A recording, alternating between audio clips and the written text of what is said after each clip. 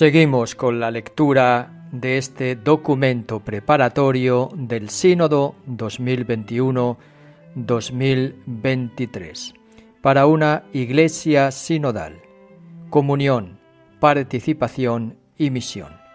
Esta es la segunda parte de la lectura. 1. La llamada a caminar juntos. En el camino sinodal se desarrolla dentro de un contexto histórico caracterizado por cambios epocales de la sociedad y por una etapa crucial de la vida de la Iglesia que no es posible ignorar. Es en los pliegues de este contexto complejo, en sus tensiones y contradicciones, donde estamos llamados a escrutar a fondo los signos de los tiempos e interpretarlos a la luz del Evangelio. Gaudium et Spes, número 4, del Concilio Vaticano II. Se señalan aquí algunos elementos del escenario global más estrechamente vinculados con el tema del sínodo, pero el cuadro deberá enriquecerse y completarse a nivel local. Número 5. Una tragedia global como la pandemia de la COVID-19 despertó durante un tiempo la consciencia de ser una comunidad mundial que navega en una misma barca, donde el mal de uno perjudica a todos. Recordamos que nadie se salva solo, que únicamente es posible salvarse juntos. Al mismo tiempo, la pandemia ha hecho de notar las desigualdades y las injusticias ya existentes. La humanidad aparece cada vez más sacudida por procesos de masificación y de fragmentación. La trágica condición que viven los migrantes en todas las regiones del mundo atestiguan cuán altas y fuertes son aún las barreras que dividen la única familia humana.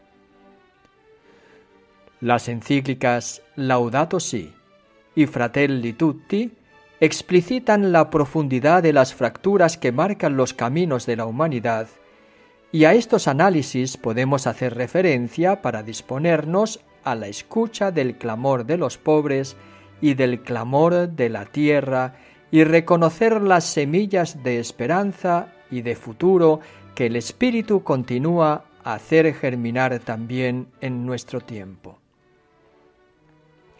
El Creador no nos abandona, nunca hizo marcha atrás en su proyecto de amor, no se arrepiente de habernos creado. La humanidad aún posee la capacidad de colaborar para construir nuestra casa común. Número 6. Esta situación, que no obstante las grandes diferencias, une a la entera familia humana, pone a prueba la capacidad de la Iglesia para acompañar a las personas y a las comunidades para que puedan releer experiencias de luto y de sufrimiento que han encubierto muchas falsas seguridades y para cultivar la esperanza y la fe en la bondad del Creador y de su creación. Sin embargo, no podemos escondernos. La misma Iglesia debe afrontar la falta de fe y la corrupción también dentro de ella.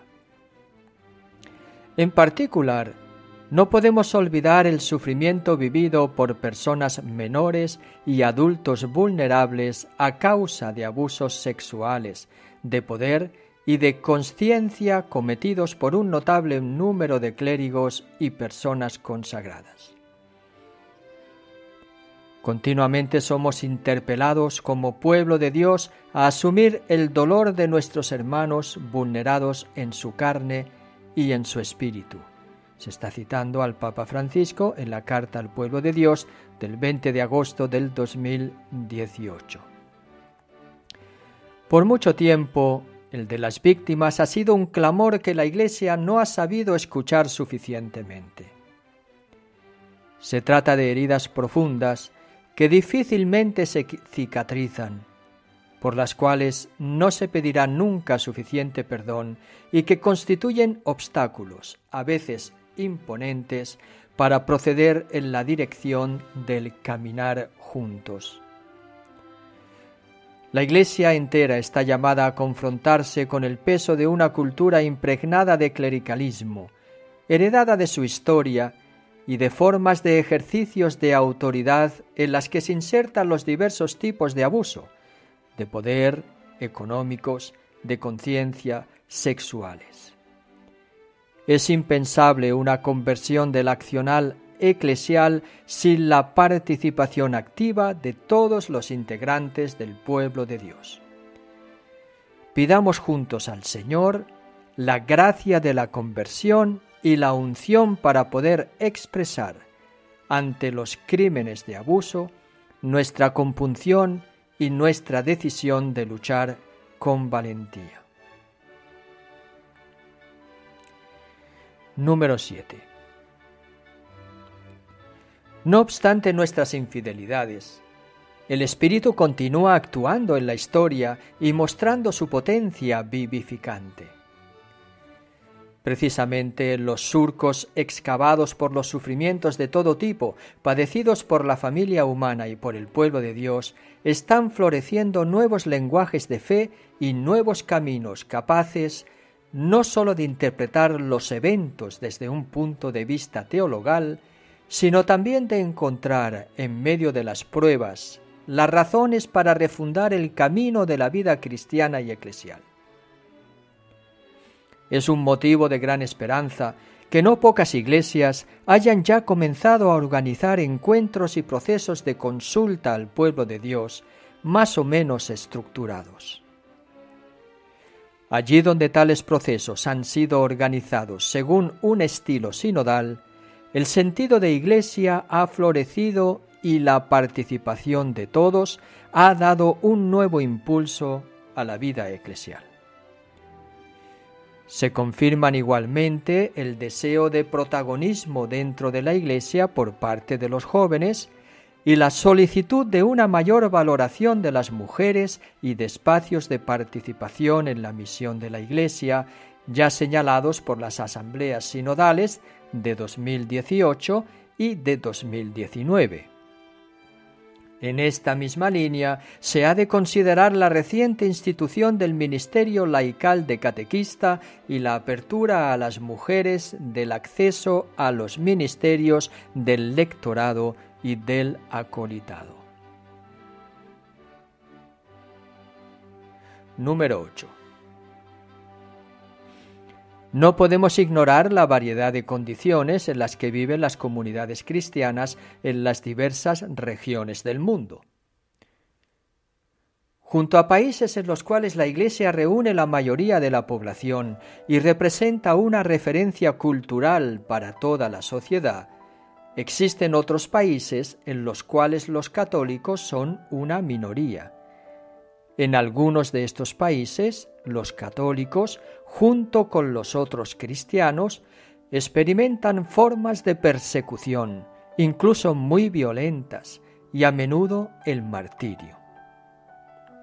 Si, por una parte, predomina una mentalidad secularizada que tiende a expulsar la religión del espacio público, por otra parte, existe un integrismo religioso que no respeta la libertad de los otros, alimenta formas de intolerancia y de violencia, que se reflejan también en la comunidad cristiana y en sus relaciones con la sociedad.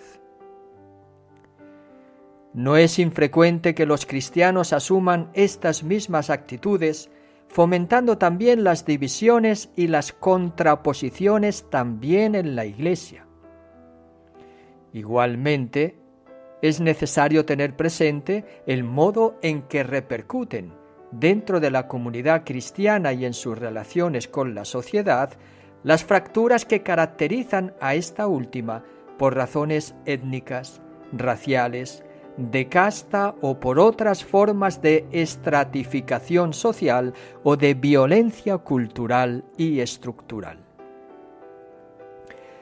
Estas situaciones tienen un profundo impacto en el significado de la expresión caminar juntos y en las posibilidades concretas de ponerlas en acto. Número 9. En este contexto, la sinodalidad representa el camino principal para la Iglesia, llamada a renovarse bajo la acción del Espíritu y gracias a la escucha de la palabra.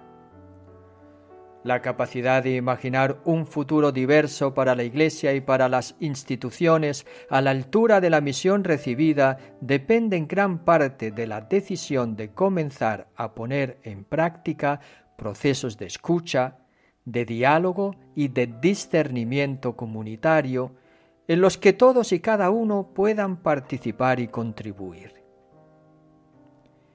Al mismo tiempo, la opción de caminar juntos es un signo profético para una familia humana que tiene necesidad de un proyecto compartido capaz de conseguir el bien de todos. Una Iglesia capaz de comunión y de fraternidad, de participación y de subsidiariedad, en la fidelidad a lo que anuncia, podrá situarse al lado de los pobres y de los últimos y prestarles la propia voz. Para caminar juntos es necesario que nos dejemos educar por el Espíritu en una mentalidad verdaderamente sinodal, entrando con audacia y libertad de corazón en un proceso de conversión sin el cual no será posible la perenne reforma, de la que la Iglesia misma, en cuanto institución humana y terrena, tiene siempre necesidad. Cita aquí Unitatis Redintegratio del Concilio Vaticano II.